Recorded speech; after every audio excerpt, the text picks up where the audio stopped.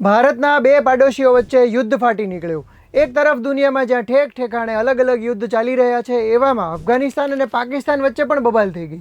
બંને દેશો વચ્ચે ફાટી નીકળેલા આ યુદ્ધમાં અનેક પ્રકારના દાવા કરવામાં આવી રહ્યા છે। એકબીજાના સેંકડો સૈનિકો કે મિલિટન્ટ્સને મારી નાખ્યાના દાવા કરવામાં આવી રહ્યા છે। આ બંને દેશો સાથે ભારતના સંબંધો પણ ઉપર નીચે રહ્યા છે, ત્યારે આ સમગ્ર મામલે વિવાદ શું છે એ આજના વિડીયોમાં સમજીએ। ગુજરાત સમાચારના ડિજિટલ પ્લેટફોર્મ્સ પર હું છું મયુર અને આજે વાત કરીશું પાકિસ્તાન અને અફઘાનિસ્તાન વચ્ચે થયેલી આ બબાલ વિશે। તો બન્યું એવું કે 11 ઓક્ટોબરની સાંજે અફઘાનિસ્તાનની તાલિબાન સરકાર દ્વારા પાકિસ્તાનના સૈનિકો પર હુમલો કર્યા હોવાના અહેવાલ સામે આવ્યા। આ હુમલો કરવા પાછળનું કારણ એમણે એવું આપ્યું કે પાકિસ્તાને અમારા વિસ્તારોમાં એર સ્ટ્રાઇક્સ કરી અને અમારા જ્યાં સિવિલિયન્સ રહેતા હતા, એટલે કે નિર્દોષ નાગરિકો રહેતા હતા, એવા માર્કેટ્સમાં હુમલા કર્યા, જેના કારણે અનેક નિર્દોષ લોકોના મોત થયા છે અને આ કારણથી અમે વળતો જવાબ આપ્યો છે। બીજી તરફ પાકિસ્તાન દ્વારા આ પ્રકારની કોઈ એર સ્ટ્રાઇક કરવામાં આવી હોવાનું સ્વીકારવામાં નથી આવ્યું, પરંતુ કેટલાક સૈન્ય અહેવાલોમાં એવું સામે આવ્યું છે કે આ એર સ્ટ્રાઇક છે એ ટીટીપી નામના એક ઓર્ગેનાઇઝેશનના વડા પર કરવામાં આવી હતી। ટીટીપી એટલે તહેરીકે તાલિબાન પાકિસ્તાન,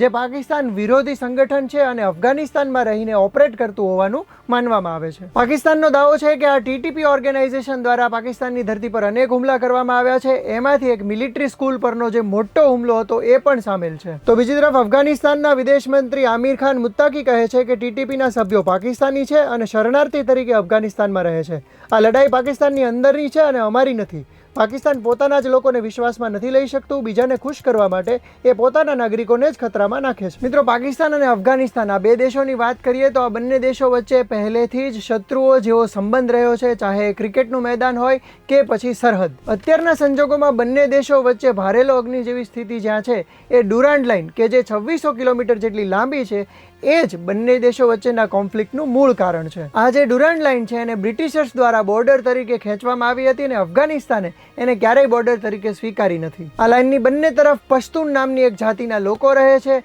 આ લોકોની એથનિસિટીના કારણે પણ વિવાદ સર્જાતો હોય છે। આ લોકો ભૂતકાળમાં ફાઇટર્સ રહી ચૂક્યા છે અને એ લોકોને પાકિસ્તાન દ્વારા વારંવાર અન્યાય કરવામાં આવતો હોવાના પણ અહેવાલ સામે આવ્યા છે। એટલે આમ જોઈએ તો બીજા ઘણા બધા દેશોની જેમ બોર્ડર વિવાદ જ આ બંને દેશો વચ્ચેના ઝઘડાનું કારણ છે। મિત્રો, આશા છે કે આ વિડીયો પરથી અફઘાનિસ્તાન અને પાકિસ્તાન વચ્ચેનું આખું ઇક્વેશન છે તમને સમજાઈ ગયું હશે। આ જ પ્રકારના ઇન્ફોર્મેટિવ વિડીયોઝ જોવા માટે ગુજરાત સમાચારના ડિજિટલ પ્લેટફોર્મ જોતા રહેજો।